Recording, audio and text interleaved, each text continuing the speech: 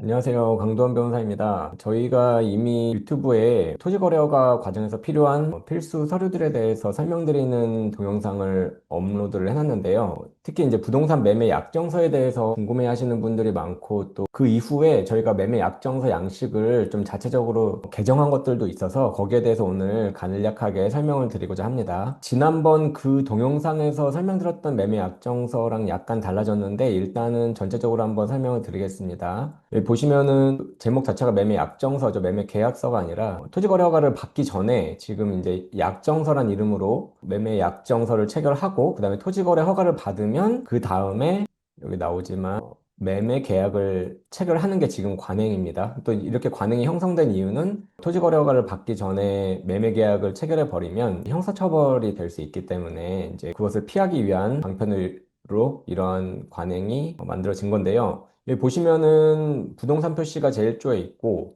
그다음에 매매 약정금이 제2조에 나와 있고, 또 이제 제3조에서는 토지거래 허가 신청 절차, 그리고 토지거래 허가를 받으면 매매 계약 체결을 한다. 그리고 이제 매매 대금, 계약금, 중도금, 잔금까지 쭉 나와 있고요. 제4조 특약사항에서는 뭐 해약금 해제라고 하는, 그러니까 지급한 약정금을 포기하거나 배액으로 배상하고 해약을 하는 경우, 또 그 다음에 약정서 위반에 따른 그 위약금 규정, 여기 지금 제3항에 있습니다. 위약금 규정이 있고요. 그래서 이제 이렇게 좀 간단한 버전인데, 여기서 제가 좀 중요한 내용들 위주로 이제 먼저 좀 설명을 드리겠습니다. 여기 제3조 제1항 보시면은 제가 파란색으로 표시해 놨는데, 부동산 토지거래 허가를 신청하는 기한은 이렇게 명시를 하시는 게 좋습니다. 안 그러면은, 그럼 토지거래 허가를 도대체 언제까지 관할 지방자치단체에 신청할지, 매도 약정인가 매수 약정인가는 어떤 분쟁이 있을 수 있기 때문에 날짜를 이렇게 정확히 명시하시는 게 좋고요. 두 번째로는 토지거래허가 신청서를 매도 약정인과 매수 약정인이 공동으로 허가를 신청하게 되면 한 2주나 3주 후에 토지거래 계약 허가가 나오게 됩니다.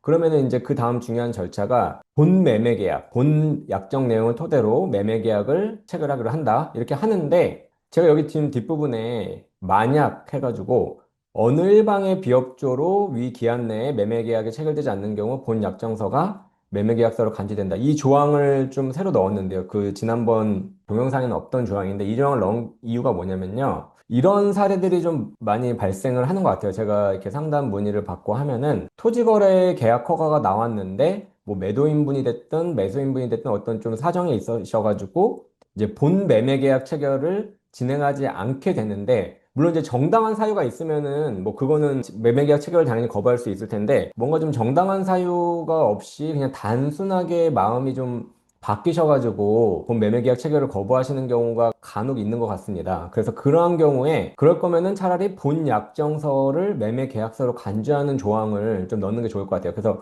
5일 내에 만약에 계약 체결이 안 되면 어느 일방이 협조하지 않아서 그렇게 되면은 이제 그냥 이 약정서 자체를 매매 계약서로 간주하는 조항을 두는 게 서로 간의 어떤 분쟁을 좀 예방할 수 있는 방법이 될 수 있을 것 같습니다. 그리고 여기 이제 매매 대금하고 이제 이런 걸 쭉 명시를 하게 되는데 여기 잔금에서 여기 파란색으로 표시한 이유는 아마 이 동영상 보시는 분들은 다 아실 것 같은데 이제 잔금 지급 기한에 대해서 보통 지금 서울에 있는 그 지방자치단체에서는 토지거래 계약 허가일로부터 약 4개월 이내에 잔금 기한을 정하도록 이렇게 방침을 세우고 있어서 이 잔금일은 그 토지거래 허가 신청을 하시게 되는 시기를 생각하시고 그럼 그로부터 한 2, 3주 후에 허가증이 나오고 그러면은 그로부터 또 한 4개월 후까지 잔금 기한을 정하는 게 필요하다. 예, 이 부분을 말씀드리기 위해서 여기 좀 색깔 표시를 한 거고요. 이제 마지막으로 특약사항을 말씀드릴게요. 여기 지금 제1항하고 제3항이 중요합니다. 제1항은 우리가 잘 알고 있는, 그러니까 우리가 뭐 매매 계약을 체결하든 임대차 계약을 체결하든 항상 들어가는 조항이 이제 해약금에 의한 해제. 그러니까 보통은 이제 계약금을 지급한 상태에서 어느 일방이 매매 계약을 혹은 임대차 계약을 파기하고 싶다. 그러면은 매도인 입장에서는 지급받은 계약금을 돌려주고 또 그에 상당하는 동일한 금액의 계약금을 돌려주게 되죠. 그래서 배액 배상을 하는 게 되죠. 두 배 배상을 하게 되는 거고. 매수인 입장에서는 매도인한테 지급해 주었던 계약금을 포기를 하게 되는 거죠. 그러면서 이제 매매 계약이 됐든 뭐 임대차 계약이 됐든 이제 해약을 하는 거잖아요. 근데 그 조항은 이 매매 약정서에도 보통 다 들어갑니다. 근데 안 들어가는 그런 양식도 가끔 있는데, 그거는 조금 과도한 것 같고, 그래서 이렇게 해약금 해제 조항을 넣는 게 좋은데, 여기 보시면은 제가 여기 토지거래 허가를 신청하기 전이라고 하는 이 부분에 대해서 파란색 표시를 한 게 뭐냐면은, 이렇게 상담이나 자문을 하다 보면, 토지거래 허가를 신청한 이후에 혹은 더 나아가서 토지거래 계약 허가를 받은 이후에도 매매계약을 매매 약정서를 해약할 수 있는지를 문의하시는 분들이 좀 종종 있는데 그게 사실은 이 약정서 이행에 있어서 좀 불안정성을 강화시키는 것 같아서 제 생각에는 해약금에 의한 해제를 할 수 있는 기한을 이렇게 제한하는 게 좀 낫지 않을까 싶어요. 그러니까 토지거래 허가를 신청하기 전까지는 해약할 수 있지만 만약에 신청서를 이미 제출했다. 그러면 그 이후로는 매매 약정서가 어느 정도 이렇게 진행이 좀 되고 있는 상태이기 때문에 그 이후로는 약정서를 해약할 수 없도록 하는 게 분쟁 예방에 더 타당하지 않을까, 더 적합하지 않을까 이렇게 생각을 합니다. 그래서 이런 시간적 제한을 넣은 거고요. 제2항은 이제 불어시에 이제 전체 무효로 해서 매도 약정인은 매매 약정금을 즉시 반환하고 요거는 보통 다 매매 약정서에 들어가게 됩니다. 그리고 마지막 이제 3항이 좀 중요한데 만약에 매매 약정서를 체결하고 어느 일방이 토지거래허가 신청에 협조를 안 해요. 토지거래허가 신청서는 매도인, 매수인 공동 명의로 들어가야 되기 때문에 어느 일방이 협조를 안 해주면은 토지거래허가 신청 자체가 불가능하게 됩니다. 그래서 반드시 두 명의 그 도장이 같이 들어가야 되는데 만약에 한쪽이 협조를 안 해요. 왜냐면 여기 지금 위에서 보시면은 제3조 제1항에서 적극 협조해야 한다 이렇게 써 있는데도 불구하고 협조를 안 하는 거예요. 그러면은 이제 본 약정서를 위반한 케이스가 되는 거잖아요.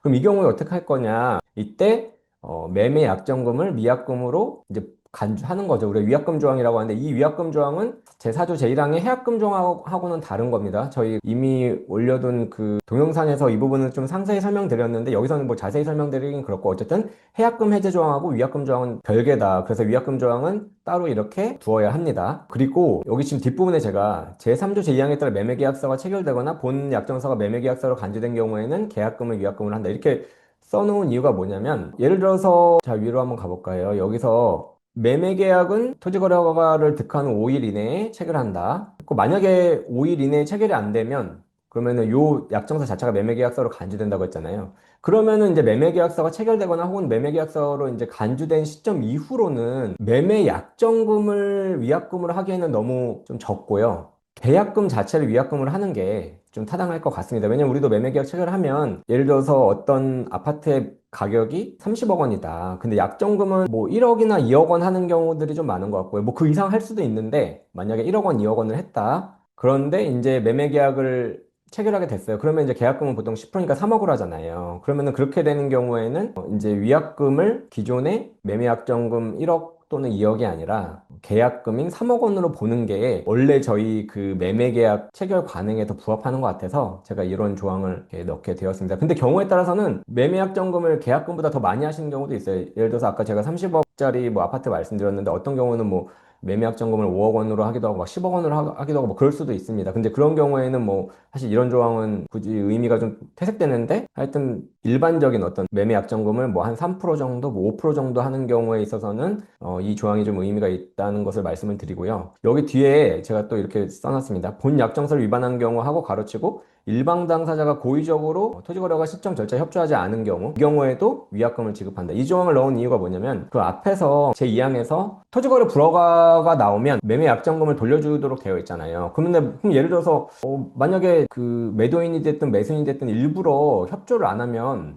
그것도 제4조 제2항에 따라서 그냥 그러면 협조를 안 해가지고 불허가가 났으면 그러면 무조건 매매약정은 무효로 되고 매도약정에는 매매약정금을 돌려줘야 되나? 이런 의문이 있을 수 있거든요. 근데 고의적으로 그렇게 절차에 협력하지 않는 경우를 제4조 제2항에 넣기는 어려운데 그거를 조금 더 명확하게 하기 위해서 그러한 경우는 약정 위반에 해당된다. 이렇게 제가 여기 예시를 명시하게 된 것입니다. 이 정도로 설명을 드리고요. 여기서 가장 이번에 핵심적으로 말씀드리고 싶은 것은 여기 제3조 제2항에서 만약 기한 내에 매매계약 체결이 안 되면 본약정서가 매매계약서로 간주된다. 이 부분은 좀 되게 중요하게 작용할 것 같고 앞으로도 이 부분이 좀 분쟁의 소지가 많아서 이렇게 좀 분쟁을 예방하는 게 좋을 것 같고요. 또 제4조 제1항에서도 약정서에 대한 해약금 해제 기한을 이제 토지거래허가 신청 전까지로 제한하는 거 이것도 좀 중요하게 작용을 할 것 같습니다.